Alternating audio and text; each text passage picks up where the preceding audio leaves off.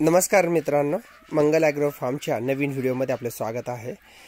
आज आपण राजहंस च्या अंड्याविषयी बोलणार आहोत आणि राजहंस जे आहे तो बघणार आहोत।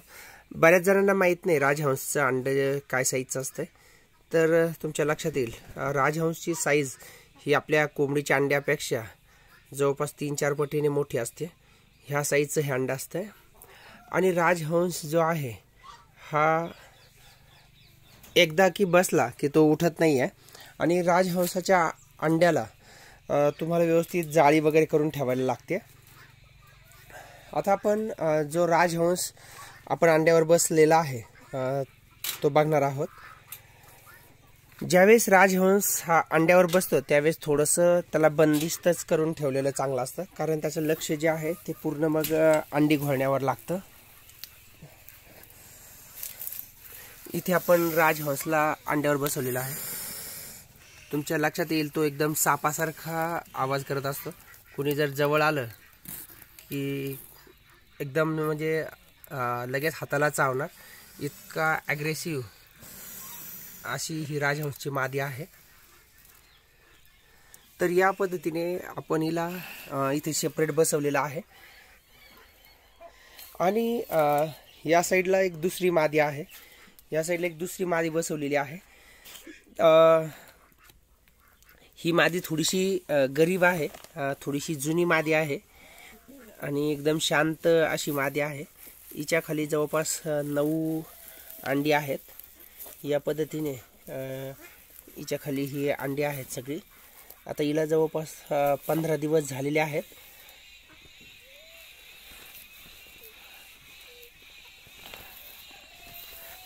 राजहंसच्या ज्या माद्या आहेत ह्या काही खूप शांत असतात आणि काही खूपच म्हणजे एकदम गरम स्वभावाच्या असतात, त्या जवळ पण येऊ देत नाही। तर ही एकदम शांत अशी मादी आहे।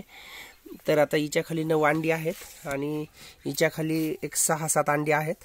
ही बिलकुल हात लावू देत नाही आहे, त्यामुळे हिचे अंडी वगैरे चेक नाही केलेले कधी।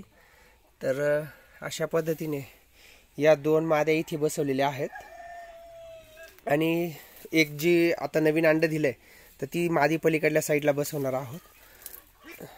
राजहंसला जवळपास 1 महिन्याच्या पुढे अंडे काढायला वेळ लागतो, तर त्यामुळे त्याची विशेष अशी काळजी घ्यायला लागते आणि कोंबड्यांनी त्यांना त्रास देऊ नये म्हणून शक्यतो त्यांना वेगळं ठेवावं किंवा मग असं जाळीतच पडदे वगैरे लावून ठेवल्यास ते सगळ्यात चांगलं असतं।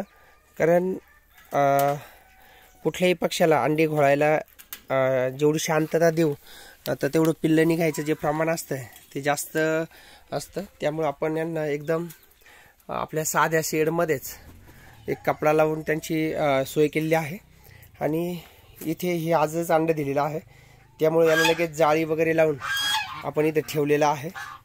याला आता 2-3 दिवसांनी आपण एका ठिकाणी शिफ्ट करून याला एक वेगळी जागा करणार आहोत। कोंबड्यांनी याचं अंडं खराब करू नये म्हणून याला आपण एकदम दूरच ठेवलेला आहे। तर या पद्धतीने हा आपण राजहंस बसवलेला आहे। लवकरच आपल्याकडे राजहंसाची भरपूर सारी पिल्लं तयार होतील। राजहंसाची पिल्लं विकायला परवडत नाही, कारण राजहंस हा वर्षातून बऱ्याचदा आमच्याकडे तरी एकदाच अंडी देतो आणि ही जी आहेत यात या राजहंसातून अजून जवळपास 3 माद्या ज्या आहेत तर त्या आता अंड्या देतील। 3 ते 4 माद्या आहेत त्या अंड्यावर देतील, म्हणून सध्या आपण राजहंस विकत नाही आहोत। जवळपास आपल्याकडे राजहंसच्या एक 8 माद्या आहेत, 8 ते 9 माद्या आहेत आणि सगळे मिळून आपल्याकडे 12 राजहंस आहेत। तर या पद्धतीने हे राजहंस, आणि जर ती सगळीच पिल्लं तयार झाली तर मोठ्या संख्येने आपल्याकडे तयार होतील। जर आपल्याला राजहंस पाहिजे नसतील तर आपण मार्च नंतर संपर्क करा। मार्च नंतर आपल्याला मोठ्या जोड्या मिळू शकतील। पिल्लं शक्यतो आत्ताच मिळणार नाही, कारण आपण पिल्लं जी आहेत ती मोठी झाल्यावरच विकतो। जर हा व्हिडिओ आवडला तर नक्की लाईक आणि शेअर करा आणि चॅनलला जर आजपर्यंत सबस्क्राईब केलं नसेल तर जरूर सबस्क्राईब करा। धन्यवाद।